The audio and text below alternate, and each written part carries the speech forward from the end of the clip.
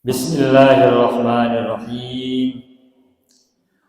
Bapak-bapak, ibu-ibu, juga adik-adik, anak-anak sekalian yang saya hormati, Bapak MC semuanya juga. Assalamualaikum warahmatullahi wabarakatuh. Alhamdulillahi rabbil alamin. Iyyahu na'budu wa iyyahu nasta'in ala umuri dunya waddin. Wassalatu wassalamu ala khairil wara fil barri wal bahri ajma'in. Allahumma salli ala sayyidina Muhammadin wa ala ali sayyidina Muhammad fil alamin innaka hamidum majid. Amma ba'du. Qala Allah ta'ala fil Qur'anil Karim, a'udzu billahi minasy syaithanir rajim. Bismillahirrahmanirrahim. Qul hal yastawil ladzina ya'lamun wal ladzina la ya'lamun. Shadaqallahul azim. Bapak-bapak, ibu-ibu, dara-ramang, sadayana, alhamdulillah. Puji dan syukur kita marilah kita selalu haturkan kepada Allah Tabaraka wa Ta'ala yang selalu memberikan kepada kita semuanya nikmat-nikmat sejak kita belum wujud, baik dalam janin ibunda kita, kemudian dijaga, dilindungi dalam rahim, lalu lahir dan tumbuh, berkembang, besar hingga hari ini. Semoga nikmat-nikmat yang selalu dianugerahkannya kepada kita ini selalu menjadi pengantar kita untuk semakin mendekatkan diri kepada Allah dengan kesadaran, dengan pengetahuan, dengan kelapangan, dengan kelegaan, dan juga dengan kebahagiaan. Amin ya rabbal. Salawat dan salam semoga Allah selalu curahkan pada junjungan alam kekasih agung Al-Mustafa Muhammad sallallahu alaihi wasallam, juga untuk keluarganya yang suci dan para sahabatnya yang setia. Mudah-mudahan kita semuanya yang ada di sini, khususnya juga pasangan kita, orang tua kita, anak keturunan kita, saudara-saudara kita, guru-guru yang telah mengajarkan kepada kita sejak kita belum tahu apapun, sejak kita ngagubrak ke alam dunia ini, hingga hari ini, hingga hari-hari yang akan datang, hingga nanti kita dipanggil pulang menghadap Allah SWT. Kita dan mereka semuanya semoga mendapatkan syafaat dari beliau pada hari kebangkitan, hari kesulitan, hari penghitungan pembalasan, dan diakhiri nanti dengan hari keabadian. Amin ya rabbal alamin. Sebelum kita melanjutkan pada bahasan kita pada pagi hari ini, kita juga sampaikan doa. Semoga di antara kita barangkali ada yang sedang sakit, mungkin ada yang sedang dirawat, mungkin ada yang sedang terbaring, mungkin ada yang sedang merasakan sakit yang tidak pernah diketahui oleh orang lain, tetapi sesungguhnya batinnya menjerit, hatinya sedang susah dan sedih. Kita juga doakan semoga Allah memberikan kesembuhan yang sebaik-baiknya untuk kita dan mereka. Yang sedang sulit, apapun jenis kesulitannya, semoga juga Allah memberikan kemudahan. Yang sedang sempit, Allah berikan kelapangan, keluasan. Yang sedang ditimpa masalah dan musibah, Allah berikan jalan keluar yang sebaik-baiknya. Amin ya rabbal alamin. Bapak Ibu semuanya, setelah kita awali dengan pengantar barusan dan juga kita sampaikan sedikit doa untuk kita semuanya kepada Allah Azza wa Jalla. Tadi MC atau pembawa acara, penjajab acara sudah menyampaikan bahwa tema kita kali ini adalah tentang tahapan-tahapan ilmu pengetahuan. Di awal tadi kita menyampaikan sebuah ayat yang saya yakin kebanyakan kita sudah sering mendengar ayat ini, dan hampir semua kita ketika kita menghatamkan Al-Quran pastinya membaca ayat ini atau pernah membaca ayat ini, yakni Al-Quran yang berbunyi Qul hal yastawil ladzina ya'lamun wal ladzina la ya'lamun. Katakanlah, biasanya kalau ada kata qul itu diterjemahkannya katakanlah hai Muhammad. Kenapa disebutkan hai Muhammad? Karena yang mendapatkan wahyu Al-Quran adalah Rasulullah, yakni Kanjeng Nabi Muhammad.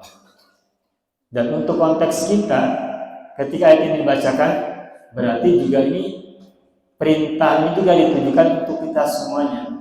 Qul, katakanlah hai Muhammad, berarti katakanlah hai pembaca-pembaca Al-Quran, ya kita semuanya ini. Apa yang harus kita katakan? Apa yang Nabi Muhammad harus katakan oleh Allah SWT? Nah, kata-katanya berupa kalimat retoris, kalimat pertanyaan yang tidak perlu jawaban, karena jawabannya sudah pasti, orang-orang sudah pada tahu. yakni pertanyaan berupa hal yastawil ladzina ya'lamuna wal ladzina la ya'lamun. Apakah sama orang-orang yang mengetahui dan orang-orang yang tidak mengetahui? Kalau ada pertanyaan seperti ini, kira-kira jawabannya apakah sama ataukah tidak sama? Tidak sama. Meskipun di Al-Quran itu tidak ada lanjutannya, tidak sama. Tetapi pertanyaan dalam ayat ini mengundang kita untuk memberikan jawaban di hati kita masing-masing, dan jawabannya pasti tidak ada pilihan yang lain, yakni pasti tidak sama. Orang yang tahu itu pasti tidak sama dengan orang yang tidak mengetahui. Tadi di surat di ayat rakaat yang pertama kita bacakan tentang surat At-Takatsur yang di dalamnya ada ungkapan ayat kalla saufa ta'lamun tsumma kalla saufa ta'lamun. Sekali-kali tidak, kelak kalian akan mengetahui, dan sekali-kali tidak, kemudian sekali-kali tidak, kalian kelak akan mengetahui. Jadi ilmu atau pengetahuan itu adalah sesuatu yang berharga, sesuatu yang bernilai, yang bisa membedakan seseorang antara satu dengan yang lainnya atau dari satu dengan yang lainnya. Maka ketika seseorang lahir, itu diantara yang orang itu lakukan, baik dari dirinya maupun dari pihak luar dirinya, orang tua, lingkungan dan sebagainya, adalah proses untuk mengetahui sesuatu. Dan hari ini pun juga nanti pada waktu yang akan datang, setiap manusia terus bergerak untuk melakukan proses-proses atau kegiatan-kegiatan untuk mengetahui atau mengenal. Nah, maka dalam kesempatan kali ini kita ingin mengulas sedikit saja atau secara ringkas saja bagaimanakah proses mengetahui itu terjadi. Apakah seseorang itu mengetahui itu otomatis langsung? Tentu saja tidak. Ketika kita mengetahui sesuatu, maka prosesnya harus kita jalani, harus kita lalui, dan setiap proses itu harus kita syukuri. Meskipun kita tidak boleh sombong dengan apapun yang telah kita ketahui. Nah, ketika dulu saya belajar usul fikih adalah sebuah ilmu yang membahas tentang mengapa suatu produk fikih itu tercipta, mengapa sebuah produk hukum fikih itu muncul kemudian disimpulkan. Dan untuk menyimpulkan sebuah produk hukum tentu saja ada jalannya, ada bahannya, dan juga ada tahapan-tahapannya sebelum hukum ditetapkan dan diputuskan. Dan di antara sesuatu yang harus dipenuhi untuk menyimpulkan sebuah hukum adalah adanya ilmu atau pengetahuan. Nah, para ulama sudah berbuat itu. Para ulama sudah melakukan tahapan-tahapan itu. Nah, untuk konteks kita, karena kita ingin mendapatkan manfaat dari apapun yang kita baca dari Al-Quran, yang sangat banyak menjelaskan ataupun sangat banyak mengulas atau setidak-tidaknya memberikan isyarat tentang pentingnya pengetahuan yang dalam bahasa Al-Quran disebut dengan alima ya'lamu, dengan derivasinya alimtum, alimu, ta'lamun, ya'lamun, ilmun dan sebagainya, termasuk kata ulama dan alim. Maka kita ingin mencoba sebenarnya tahapan-tahapan untuk sampai kepada ilmu itu seperti apa, dan apakah kita ketika telah memiliki ilmu itu kita mengetahui di mana posisi kita berada. Maka oleh karena itu marilah kita sedikit demi sedikit kita mencoba membahas tentang 5 tahapan ilmu dalam bahasa Arab. Kenapa menggunakan bahasa Arab? Karena diksi-diksi ini bisa menjadi inspirasi kita yang barangkali menurut kita belum biasa membuat tahapan-tahapan ini, tetapi dalam bahasa Arab sudah tersedia diksi-diksi yang nanti akan kita cari padanannya dalam bahasa kita. Karena biasanya setiap budaya, setiap bahasa itu memiliki istilah-istilah khusus tentang sesuatu yang mungkin sebenarnya kita sudah biasa dengar, sesuatu yang biasa kita ketahui, tetapi kita cenderung belum tahu istilahnya. Tahapan ilmu yang pertama, kita mulai dari al-jahlu. Al-jahlu artinya adalah kebodohan. Nah, apa itu kebodohan atau apa itu al-jahlu?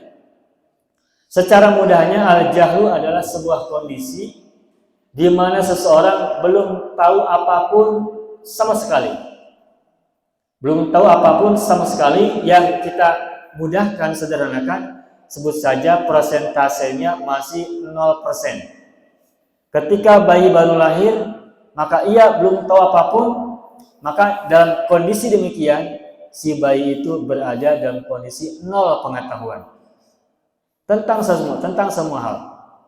Nah, ketika kita sudah berkembang sejak kita lahir, menjadi bayi, tumbuh, berkembang, dapat stimulus, belajar, diberitahu oleh orang tua kita, oleh lingkungan kita. Ketika akal kita sudah mulai berkembang, kita mulai berpikir dan seterusnya, maka dari al-jahlu, kemudian kita beranjak menuju fase berikutnya. Dan al-jahlu, karena ia adalah kondisi 0%, itu adalah kondisi di mana seseorang masih dimaklumi, masih dimaafkan. Di Al-Quran ada sebuah ayat yang berbunyi, wa idza khatabahumul jahiluna qalu salama. Wa idza khatabahumul jahilun, dan apabila mereka ibadur rahman ini diajak bicara oleh orang-orang al-jahilun, qalu salama, mereka akan berucap, mereka akan berkata salama, damai, kedamaian, keselamatan. Jadi ketika seseorang yang sudah tahu ibadur rahman, yang disebut sebagai hamba-hamba Allah, itu mereka diajak bicara atau diajak ngomong oleh orang-orang yang al-jahilun, mereka tidak mengajaknya berdebat, juga mereka tidak mengajaknya untuk berpikir macam-macam sampai berperang mulut dan sebagainya, tapi ucapkan saja kepada mereka salama. Mereka mengatakan kepada al-jahilun itu salama, kedamaian, keselamatan atau kesejahteraan. Nah, jadi orang-orang al-jahilun itu orang-orang yang tidak perlu dipersoalkan, tapi katakanlah saja pada mereka salama, damai saja. Itu artinya orang-orang al-jahilun adalah orang-orang yang harus dimaklumi. Mengapa dimaklumi? Karena mereka masih 0 pengetahuan, masih 0% pengetahuan, karena belum tahu apa-apa. Dan ketika seorang belum tahu apa-apa, itu bukan sebuah kesalahan, karena itu adalah bagian dari proses yang ia lewati, dan kita juga mungkin ada di dalamnya. Tetapi karena orang yang tahu dan orang yang tidak tahu itu beda, maka setiap orang mesti beranjak dari proses al-jahlu, kebodohan 0% pengetahuan itu, bergerak beranjak, dan beranjaknya itu boleh jadi tidak ia sadari pada awalnya, tetapi karena ada stimulus dari luar, baik dari ibunya, dari bapaknya, dari lingkungan sekitarnya, dari para gurunya, dari teman-temannya, maka pelan dan pasti maka seseorang mulai mengetahui sesuatu. Mungkin menjadi 1%, Berikutnya lagi besok-besok dia belajar atau mengetahui lagi menjadi 2%, bergerak lagi menjadi 5%, dan seterusnya sehingga sampai maksimal katakanlah kita sudah punya ilmu pengetahuan tentang sesuatu menjadi tahapan 25%. Nah, dalam rangka konsep syukur, setiap sesuatu apapun yang kita ketahui meskipun hanya 1%, itu harus kita apresiasi dan kita hargai, dan itu dalam bahasa Arab disebut dengan tahapan al-wahmu. Waham. Waham itu adalah sesuatu kondisi di mana seseorang baru mengetahui sesuatu belum banyak, masih sedikit, masih minimalis.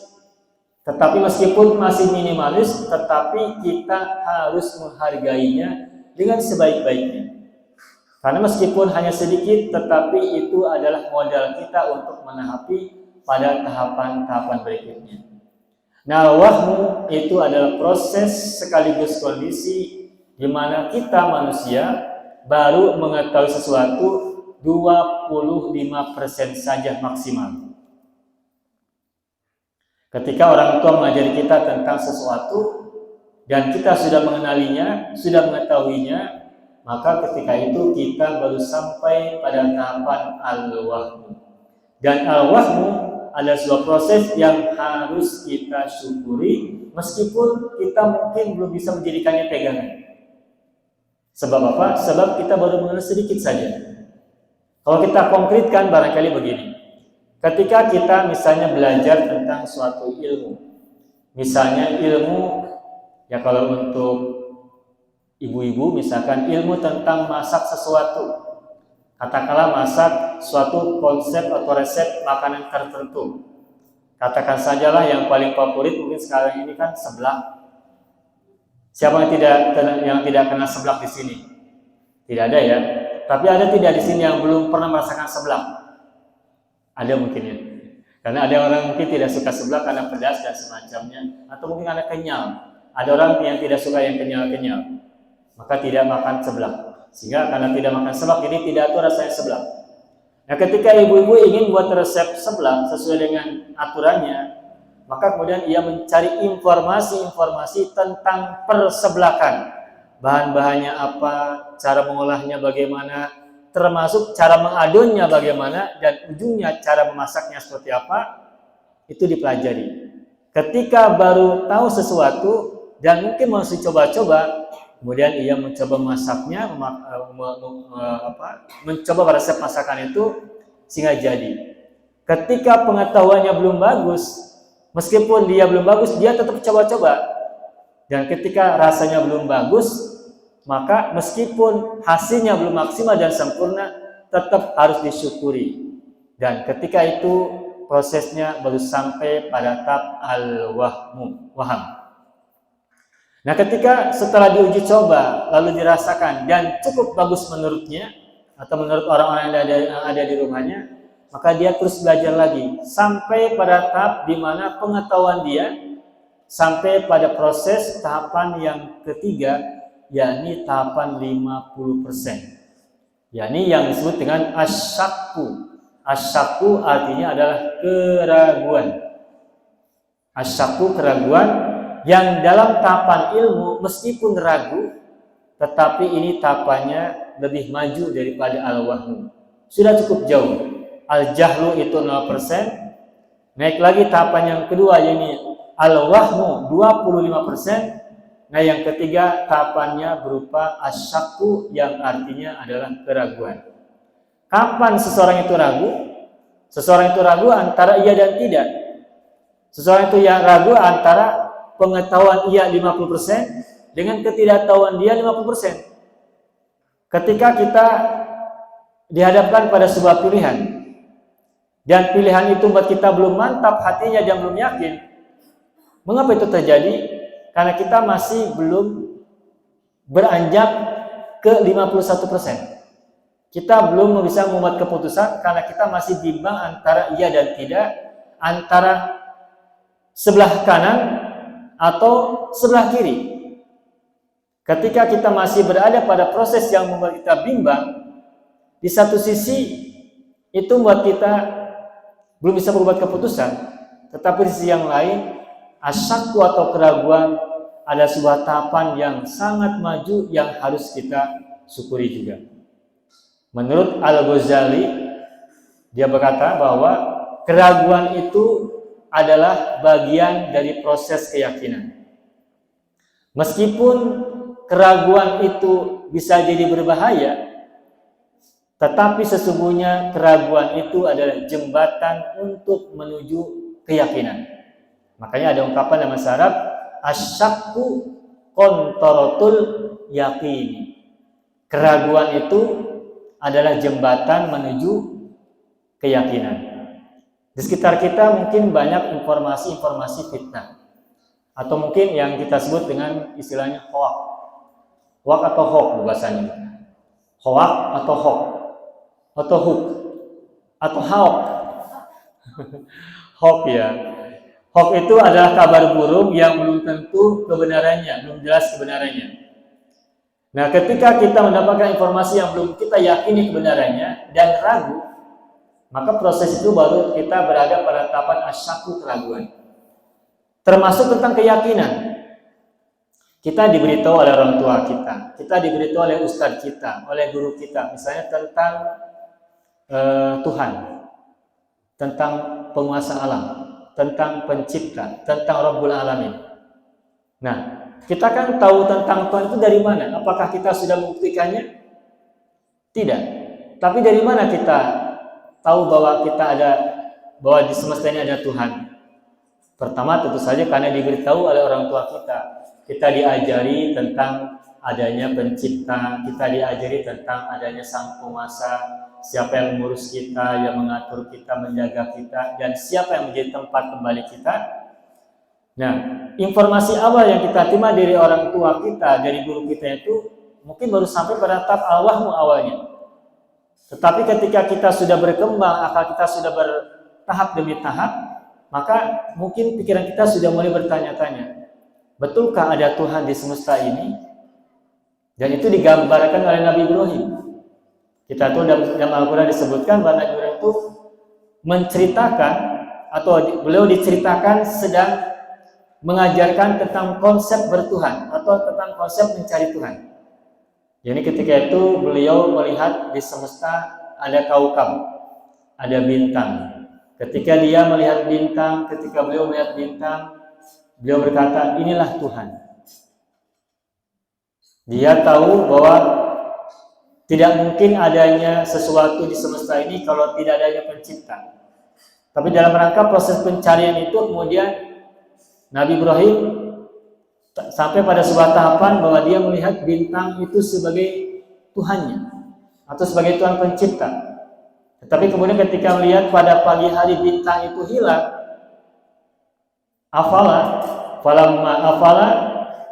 maka ketika bintang itu hilang, dia menjadi ragu, masa Tuhan itu kemudian hilang? Kalau hilang, nanti siapa yang akan mengurus alam semesta ini? Sedangkan alam semesta tidak pernah hilang. Ketika itu Nabi Ibrahim meskipun dari malam beranjak pada siang, siang pun adalah alam, di mana manusia juga hidup, di mana manusia yang lain, makhluk yang hidup juga ada di alam semesta pada siang hari. Maka ketika kemudian Nabi Ibrahim tidak lagi melihat bintang pada siang hari, maka dia tegaskan, bintang bukanlah Tuhan. Pada besoknya lagi ketika pada pertengahan bulan, dia melihat adanya bulan, kemudian Nabi Ibrahim juga berkata, mungkin ini adalah Tuhan. Tapi kemudian ketika sudah pagi hari, bulan pun hilang, dia tegaskan, kalau begitu bukan. Tuhan tidak mungkin hilang. Sampai nanti kemudian muncul lagi pas besok harinya, ada matahari yang sangat besar, yang sangat terang, yang ia berkata, mungkin ini adalah Tuhan. Tapi kemudian ketika malam hari, ternyata matahari itu tidak ada, sehingga kemudian ini bukan Tuhan.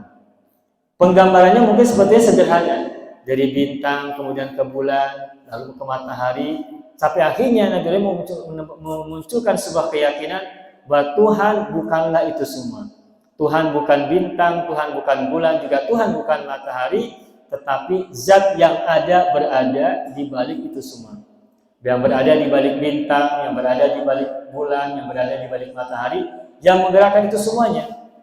Nah, ketika itulah sampai pada tahap Di atas itu, yakni dari asyaku keraguan, maka muncullah kemudian konsep yang keempat, yakni tahapan yang disebut dengan az-zonnu.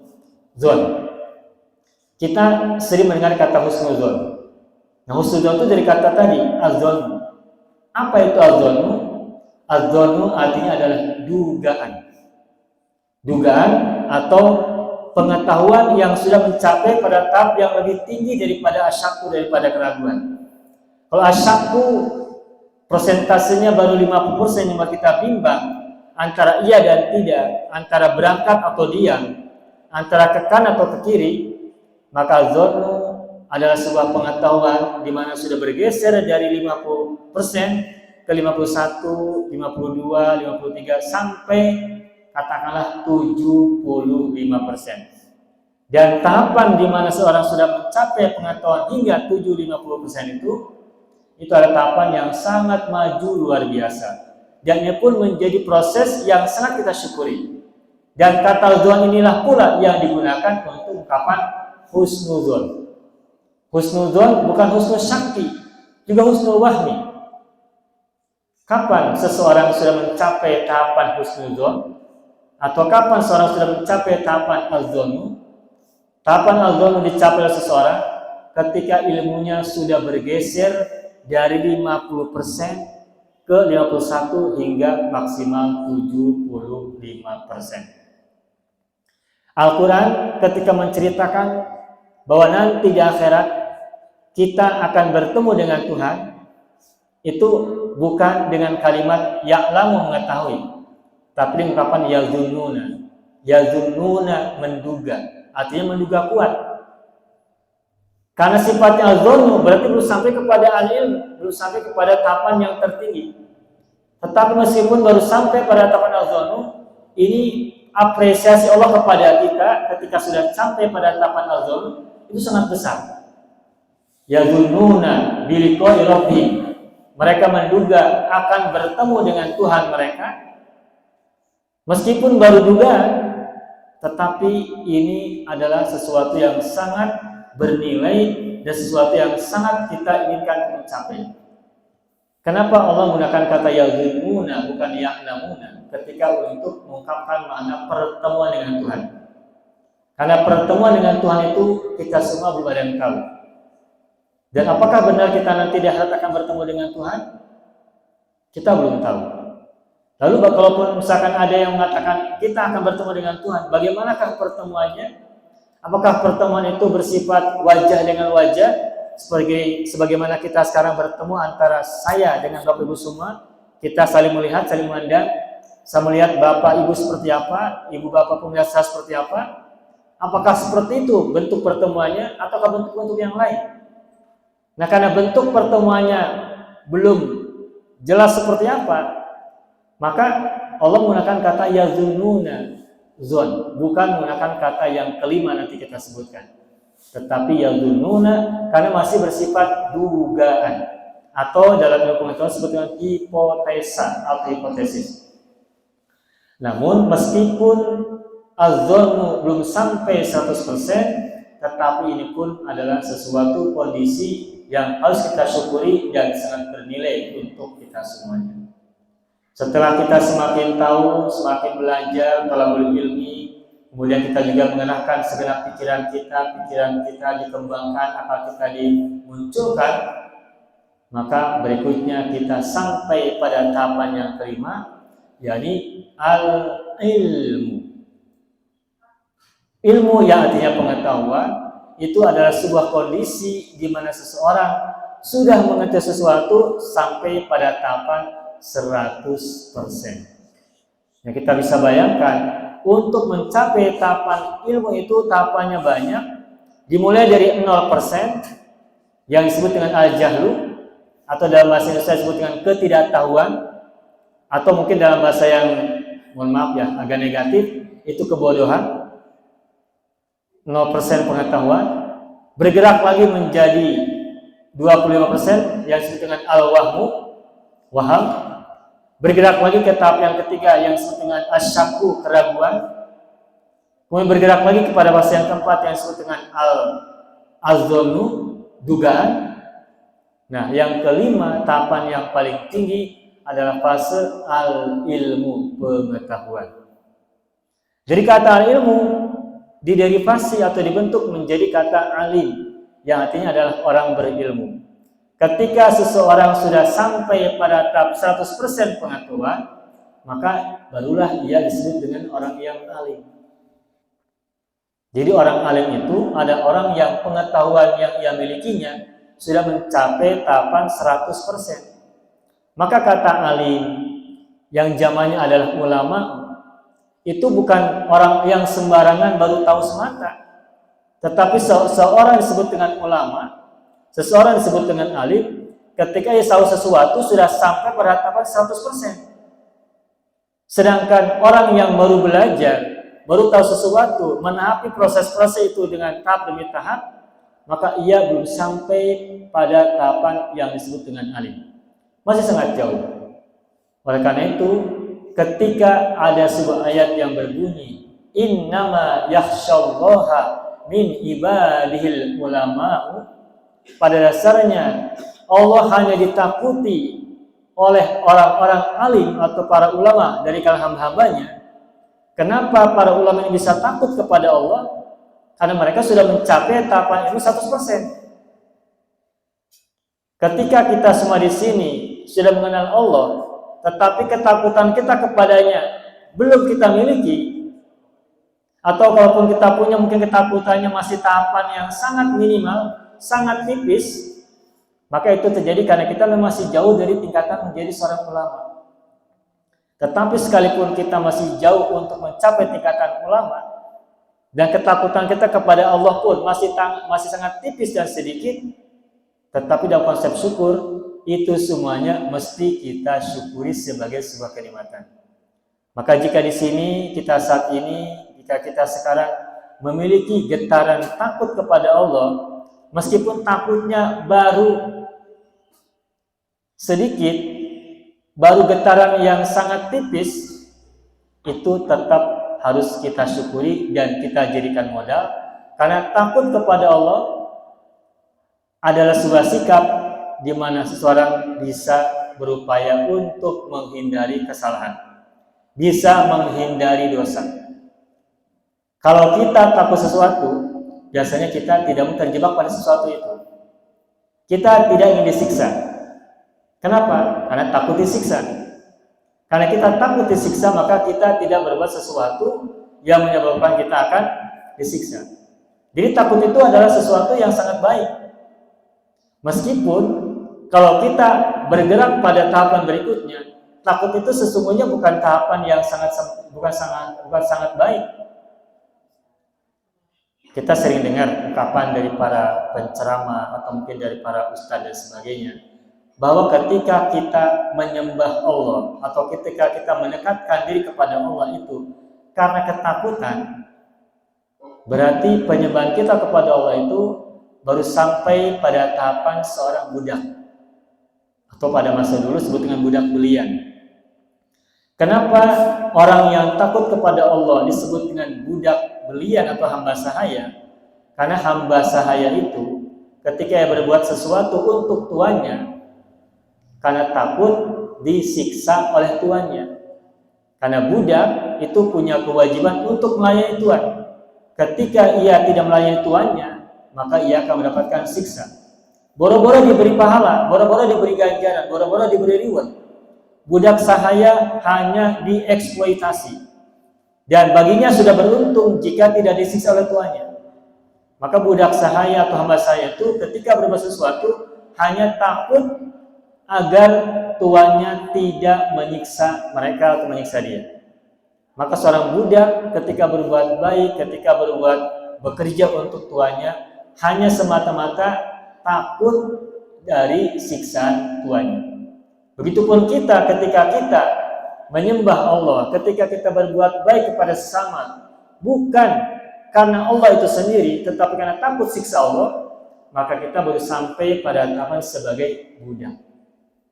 Namun meskipun begitu, meskipun tahapan menjadi budak adalah tahapan yang bukan terbaik, tetapi masih syukur.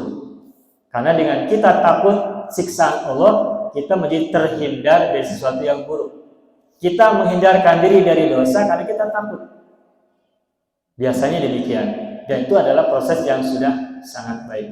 Daripada kita mendapatkan siksa dan kemudian kita berani melakukan tindakan-tindakan buruk, lebih baik kita takut mendapatkan siksa sehingga kita menghindari sesuatu.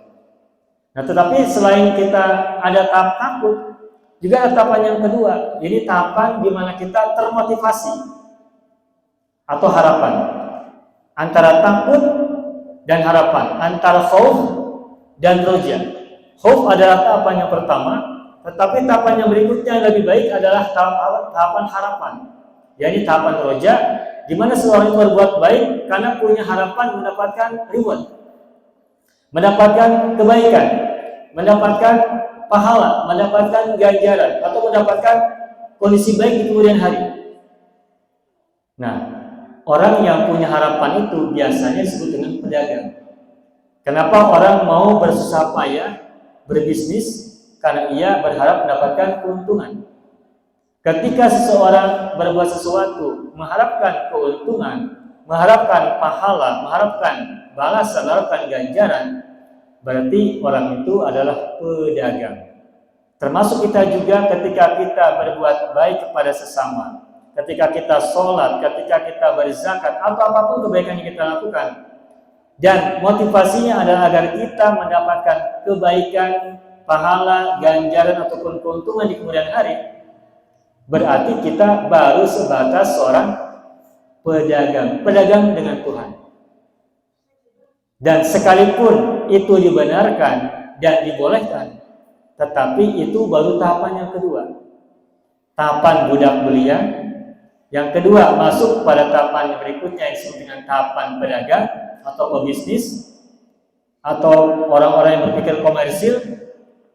Nah, yang ketiga tahapan yang paling tinggi adalah tahapan al-ahrar, orang yang merdeka, orang yang bebas.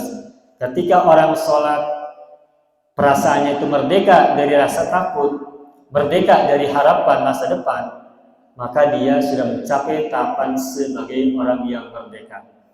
Ketika seorang sholat bukan karena takut siksaan, ketika seseorang sholat bukan karena mengharapkan pahala, maka ia mencapai pada tahapan yang ketiga, jadi tahapan sebagai pribadi yang merdeka.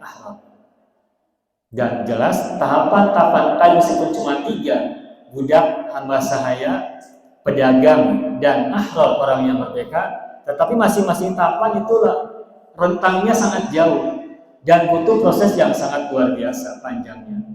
Kita saja di sini sekarang sudah berapa tahun kita sholat, sudah berapa tahun kita hidup, sudah berpuluh-puluh tahun. Tetapi mari kita coba tanyakan kepada diri kita sendiri, kira-kira ketika kita sholat, yang mendominasi pikiran kita atau perasaan kita ini, apakah karena kita takut mendapatkan neraka nanti, mendapatkan siksa nanti, ataukah karena mendapatkan surga? Jauh-jauhlah untuk menjadi orang merdeka. Tetapi sampai saat ini ketika kita sholat, apa motivasi yang bergerak dalam hati kita? Takut nanti disiksa di neraka, ataukah karena ingin dapatkan surga? Yang lebih kuat mendominasi kita. Nah, ini tentu saja jawabannya masing-masing, rahasia masing-masing. Marilah kita bertanya pada diri sendiri, apakah ketika kita sholat sehingga sampai saat ini karena kita takut dapat neraka, takut disiksa nanti di neraka itu kita kepalanya sampai dikecrok, katakanlah oleh linggis atau oleh besi, lalu otaknya dikeluarkan, atau kemudian juga ada yang tangannya dipotong, atau kemudian ada perutnya sampai menyentuh tanah, lidahnya sampai menjulur ke bumi dan sebagainya. Siksanya begitu rupa pokoknya. Apakah kita suatu karena takut itu, ataukah karena kita yang dapatkan surga yang hidupnya itu di satu menyenangkan, tajri min tahtihal anhar, di sana ada bidadari melayani kita. Di sana ada kehidupan yang sangat penuh dengan kenikmatan yang tidak pernah terbayangkan, kenikmatan yang tidak pernah terlihat, kenikmatan yang tidak pernah dirasakan. Apakah hanya 2 itu? Ataukah kita sudah tidak lagi terjebak atau tidak lagi terkungkung oleh pikiran yang 2? takut neraka, harapan surga. Nah, ketika kita masih berkutat pada tahapan sebagai orang yang takut kepada neraka, berarti ibadah kita baru sampai tahapan sebagai ibadahnya budak belian, ibadahnya hamba sahaya. Dan ketika kita beribadah ingin dapatkan pahala, maka kita baru sampai pada tahapan pedagang. Biasanya kalau kita berada pada bulan Ramadan, itu yang kita tanya apa? Apa pahalanya kalau kita melaksanakan sholat tarawih? Apa pahalanya kalau kita melaksanakan qiyamul lail pada tengah malam atau menjelang fajar? Apa pahalanya kalau kita nanti berpuasa Senin dan Kamis? Apa pahalanya kalau kita melaksanakan puasa Arafah? Apa pahalanya kalau kita melaksanakan puasa Ayyamul Bid dan seterusnya dan seterusnya? Yang kita tanya masih pahala. Nah, kalau kita hingga hari ini, ketika kita berbuat apapun kebaikan yang kita lakukan, masih mempertanyakan atau masih bertanya apa pahalanya ini dan apa pahalanya itu, berarti kita kepada Tuhan itu masih berbisnis. Berarti kita masih menempatkan diri kita sebagai seorang pedagang. Tetapi dibandingkan ibadahnya budak belian, ibadahnya hamba sahaya, ibadahnya pedagang, itu sudah naik kelas, sudah lebih tinggi daripada ibadahnya hamba sahaya. Tetapi jika kita beribadah kepada Allah, ketika kita berbuat baik kepada sesama, bukan karena takut neraka dan bukan karena harapan surga, maka ketika itu kita sudah sampai pada tahapan yang ketiga, ini tahapan sebagai orang yang merdeka. Apa itu orang merdeka? Orang merdeka itu adalah orang yang kemana-mana itu bebas. Ketika kita sekarang berada di alam dunia ini, kita tidak dipenjara, tidak dapatkan hukuman. Kita mau kemana kan bebas. Kita mau jalan-jalan ke Bumi Oren, bebas. Kita mau jalan-jalan ke GBLA, bebas. Kita mau jalan-jalan ke Aljabar, bebas. Ke Sumarekon, bebas. Ke Bandung, ke Jakarta, kemanapun semampu kita, ketika kita punya modal untuk berangkatnya, punya kekuatan, punya sehat dan sebagainya, kita bebas. Tidak ada yang menekan, tidak ada yang menyuruh, tidak ada yang mengancam, tidak ada yang ngabibita. Pokoknya mau berangkat saja. Di mana hati kita pengen berangkat, kita berangkat. Terserah kita. Nah, ketika kita menyembah Allah, ketika kita beribadah, ketika kita berbuat baik, karena hati kita bebas menentukan pilihan, nah itu berarti tahapan yang sangat bagus. Dan itu adalah tahapan di mana seseorang sudah menyatakan dirinya sebagai seorang yang merdeka. Dan orang kalau sudah merdeka, maka ia berbuat apapun itu dengan kelapangan, dengan kelegaan, dengan hati yang penuh, hati yang lapang. Ketika kita di rumah tangga, mencuci piring, menyapu lantai, atau mencari nafkah dan sebagainya, ketika kita melakukannya karena terpaksa, karena sebagai sebuah kewajiban dalam rumah tangga, berarti kita belum sampai pada tahapan orang merdeka. Tetapi kalau kita sudah mencari nafkah, ketika kita berbuat di rumah tangga dengan kegiatan-kegiatan harian dan sebagainya, karena keriduan, karena kerelaan, karena kesyukuran, maka itu kita berarti sudah sampai pada tahap seorang yang ahrar, yang merdeka.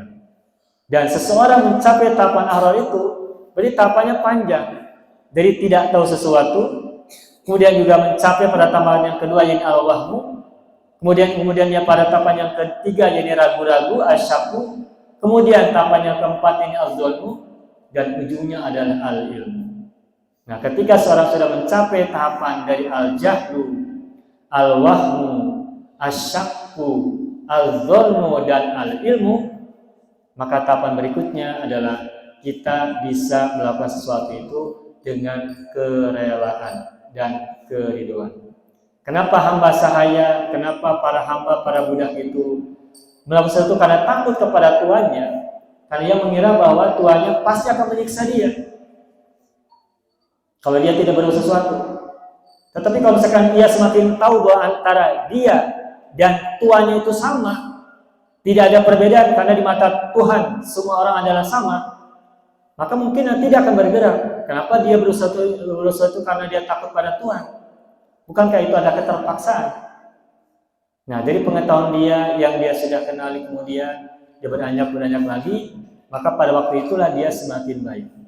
Dan ketika ia beranjak, ilmunya semakin bertambah, semestinya ia beranjak pula dari sisi posisi dia, dari hamba sahaya menuju seorang pedagang, dan di ujungnya menjadi seorang yang merdeka. Nah, kembali kepada kita sendiri sekarang, apakah ketika kita hari ini berbuat kebaikan, ketika hari ini kita berbuat kesalehan, ketika hari ini kita berbuat ketakwaan, itu motivasinya adalah karena kita ketakutan, ataukah karena kita ingin dapat sesuatu berupa balasan dan ganjaran, ataukah karena kita melihatnya sebagai kerelaan, sebagai kelegaan. Kalau kita berbuat baik justru karena kita mendapatkan kelegaan, maka kita tidak lagi berpikir untung dan rugi. Ketika kita menolong orang, tidak berpikir nanti akan mendapatkan balasan, kita lega-lega saja. Wala tamnun tastakfir. Dan janganlah engkau memberi sesuatu tastakfir untuk mendapatkan lebih banyak. Mohon maaf Bapak Ibu, kita kan seringkali kalau kita memberi sesuatu oleh orang yang menerima, kan kita diucapkan doa jazakallah khairan katsira atau jazakumullah khairan katsira, yang artinya apa? Semoga Allah membalas engkau dengan balasan yang atau dengan kebaikan yang banyak. Doa itu betul, bagus sekali. Dan hati kita kalau kita doakan begitu kan pasti senang ya Bu ya. Kita bersedekah kepada orang itu mengatakan pada kita jazakallahu khairan katsira, semoga Allah membalas engkau dengan kebaikan yang banyak. Kita yang memberi itu senang mendapatkan doa seperti itu. Tetapi di lubuk hati kita yang paling dalam, apakah memang ketika kita memberi itu karena kita ingin dapatkan pahala yang lebih banyak dari yang kita berikan? Sedangkan di Al-Quran Allah berfirman, wala tamnun tastakfir. Dan janganlah kau memberi tastakfir untuk berharap mendapatkan lebih banyak.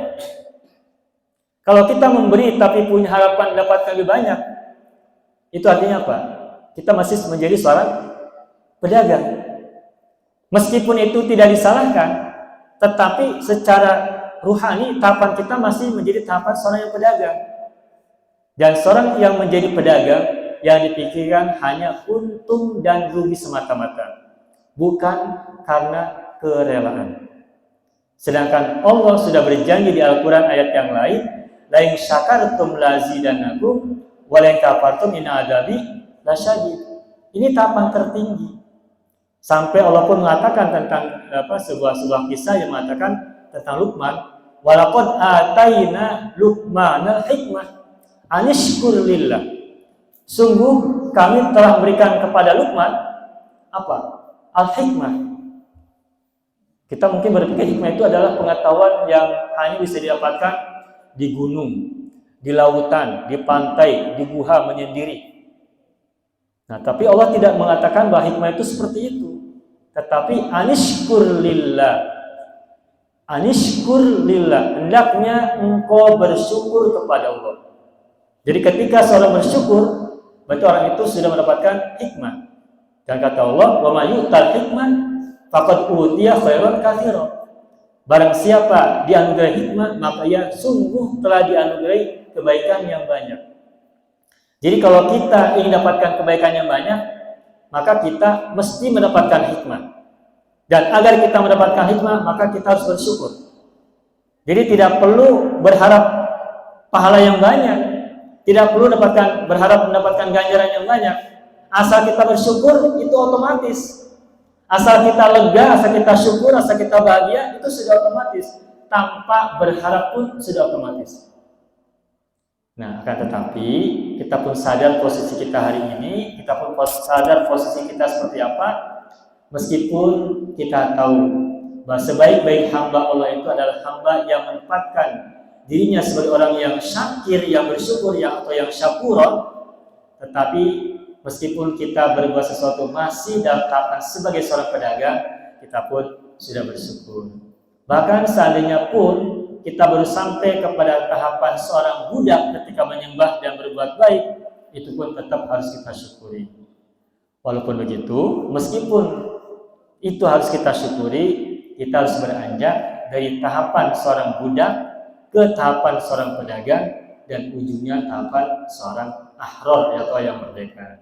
Begitupun dalam pengetahuan, ketika kita tahu sesuatu, meskipun kita semua banyak yang kita belum tahu, tetapi kita juga perlu belajar sehingga kita capai pada tahapan yang kedua, al-wahmu, sedikit lumayan.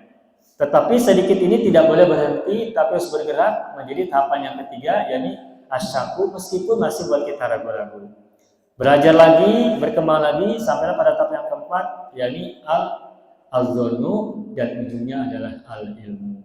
Dan itulah ilmu yang bisa kita pelajari. Tetapi orang berilmu juga tidak menjamin selamat. Orang punya ilmu tidak dijamin selamat.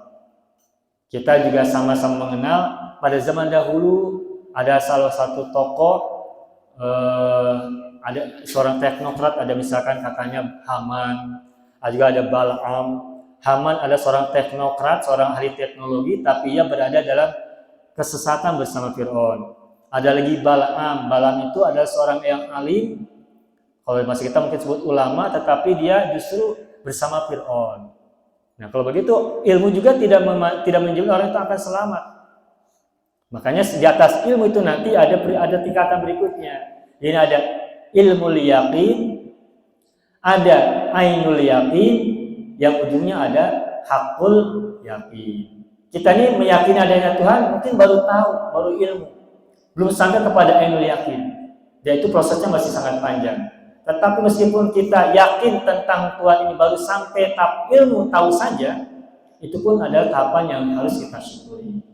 Dan karena kita bukan seorang nabi, juga bukan seorang wali, maka meskipun kita berinteraksi dengan Allah, berinteraksi dengan Tuhan, berinteraksi dengan keyakinan kita, baru sampai tahapan ilmu, atau mungkin jauh di bawah itu, baru sampai zon, atau juga mungkin baru sampai syak keraguan, tetapi itu tetap harus kita syukuri. Nah, dalam rangka tasyakur binimah, marilah kita syukuri setiap capaian yang sudah kita dapatkan hari ini, tetapi juga dalam rangka syukuran, marilah kita terus menambah ilmu, terus menambah pelajaran kita, sambil mencoba merenungkan, mencoba merenungi, mencoba berpikir agar kita terus maju, termasuk dalam keagamaan kita. Kita beribadah, kita sholat, kita berbuat baik, itu kita tidak hanya semata-mata berbuat begitu saja. Tapi bagaimana untuk menyempurnakan kebaikan yang kita lakukan itu dilakukan dengan kesadaran. Kesadarannya apa? Kesadarannya bahwa kita ini sebagai hamba Allah yang mesti berterima kasih kepada Allah. Mesti bersyukur kepadanya dengan sepenuh jiwa. Bukan karena unsur keterpaksaan dan juga bukan unsur harapan. Dan ketika seorang sudah melaksanakan kegiatan hidupnya dengan konsep syukur dan perasaan syukur, maka hatinya bukan hanya semata-mata lega, tapi insya Allah hatinya akan selamat. Lazidannakum, kita mungkin bayangannya karena mungkin kita masih sebagai seorang pedagang. Lain syakartum lazidannakum, jika engkau bersyukur, niscaya akan aku tambahkan. Mungkin kepala kita pikirannya nanti rezekinya akan bertambah. Nanti kehidupannya di akhirat nanti akan dapatkan surga. Mungkin baru segitu. Tetapi kalau kita memahami konsep ayat ini dengan pemahaman bahwa barang siapa bersyukur, hatinya bahagia dan lega, mungkin yang dibayangkannya bukan bersifat materi, bukan hanya balasan, tetapi kelegaan hati yang ia rasakan sejak di alam dunia ini, bukan nanti di akhirat. Nah, ketika kita melaksanakan ibadah kita, kebaikan-kebaikan kita pada sama sebagai ungkapan rasa syukur, mudah-mudahan semua kita ini akan menjadi orang-orang yang lega hatinya, lebar dadanya, senang hidupnya, dan pikirannya tidak kufur dan tidak ruwet oleh masalah pun yang kita alami. Mudah-mudahan kita semuanya menjadi hamba yang bersyukur, dan kita semuanya hatinya lega, hatinya lapang, dan tidak terganggu dengan komentar apapun orang tentang apa yang sudah kita lakukan dan apa yang sedang akan kita lakukan. Amin ya rabbal alamin. Bapak Ibu semuanya, itu saja yang bisa saya sampaikan. Dan sebagai kesimpulan, tadi 5 tahapan ilmu. Yang pertama adalah al-jahlu, yakni 0% pengetahuan. Yang kedua adalah asyakku, yakni pengetahuan 25%. Yang ketiga adalah asyakku, yakni keraguan, yakni 50%. Yang keempat adalah az-zonnu, pengetahuan 75%. Yang terakhir adalah al-ilmu, yakni pengetahuan 100%. Adapun keyakinan ada 3 tahapan, yakni ilmul yakin, yang kedua ainul yakin, yang ketiga adalah hakul yakin. Tentang pemahaman kepada Allah juga ada 3 golongan, ada 3 tahapan fase ruhani seseorang. Ini pertama fase hamba sahaya, yang kedua fase pedagang, yang ketiga fase orang merdeka, orang yang bebas. Nah, entah kita ada di mana, silakan kita bertanya masing-masing pada diri sendiri dan kita periksa diri kita sedang berada di mana. Jadi pengetahuan kita ada di mana, dari sisi keyakinan kita ada di mana, dan dari sisi sikap kita kepada Tuhan kita juga berada di mana. Mudah-mudahan itu saja yang bisa kita sampaikan, bermanfaat untuk kita semuanya, khususnya buat diri saya pribadi, dan buat kita semuanya. Akhirul kalam, mohon maaf atas segala kekurangan dan kehilapan, dan juga barangkali ada tutur kata yang tidak tepat dan tidak proporsional, mohon maaf yang sebesar-besarnya. Akhirul kalam, Allahumma sholli ala sayyidina Muhammad wa ala ali sayyidina Muhammad. Terima kasih. Assalamualaikum warahmatullahi wabarakatuh.